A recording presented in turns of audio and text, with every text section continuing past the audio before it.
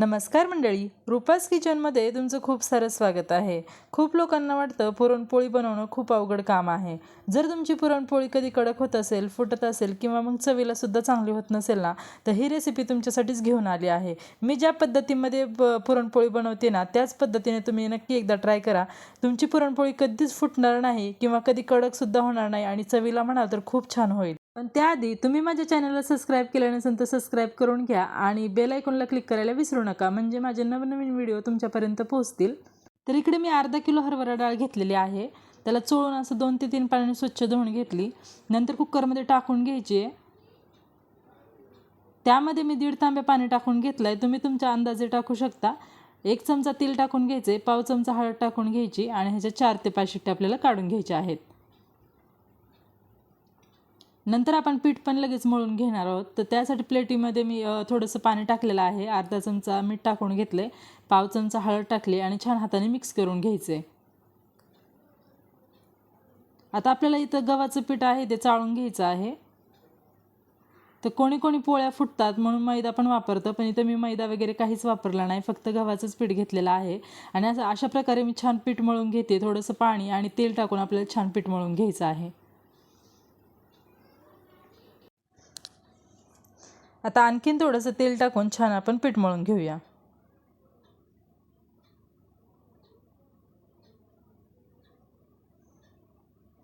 तर अशा प्रकारे मी पीठ मळून घेतले, बघू शकता एकदम छान असं सॉफ्ट पीठ झालेलं आहे।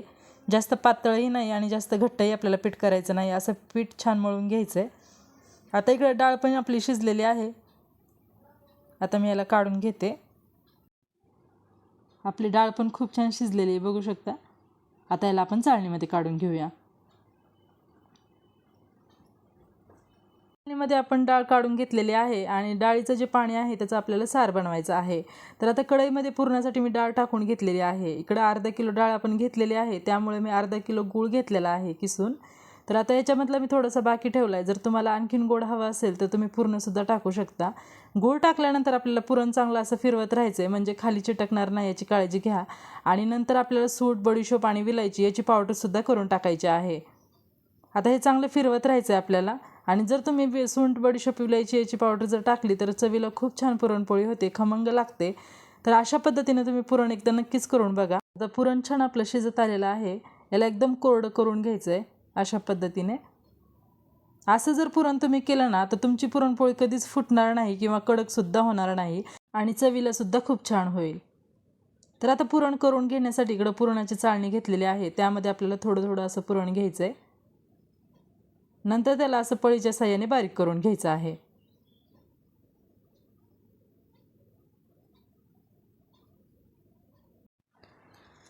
तर असं पुरण आपल्याला पूर्ण बनवून घ्यायचं आहे।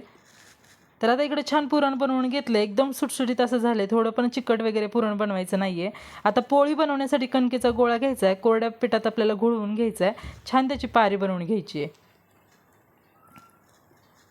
आता आपल्याला पुरण पण भरून घ्यायचं, पुरण थोडं आपल्याला जास्तच भरून घ्यायचं याच्यामध्ये।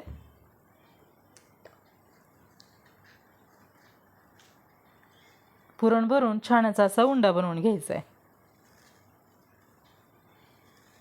आता पुन्हा एकदा कोरड्या पिठात आपल्याला असं घोळवून घ्यायचं आहे, छान त्याची लाटी तयार करायची आणि एकदम हलक्या हाताने आपल्याला पुरणपोळी लाटून घ्यायची आहे। सगळीकडून असे छान समान लाटून घ्यायचे आहे। आता पुरणपोळी लाटून झाली की तव्यावर तूप किंवा तेल टाकायचे आणि ते मस्त पुरणपोळी टाकून घ्यायची आहे।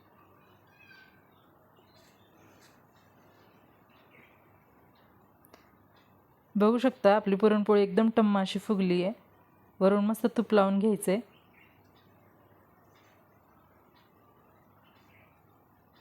दोन्ही साईडने आपल्याला छान अशी खरपूस भाजून घ्यायची आहे।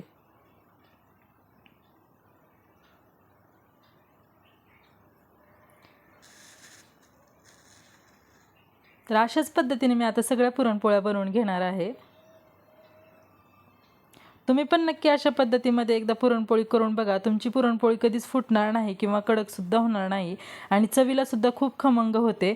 तर तुम्हाला ही रेसिपी कशी वाटली नक्की कमेंट करून सांगा आणि रेसिपी आवडली असेल तर आपल्या चॅनलला लाईक, शेअर आणि सबस्क्राईब करायला विसरू नका। Bye bye.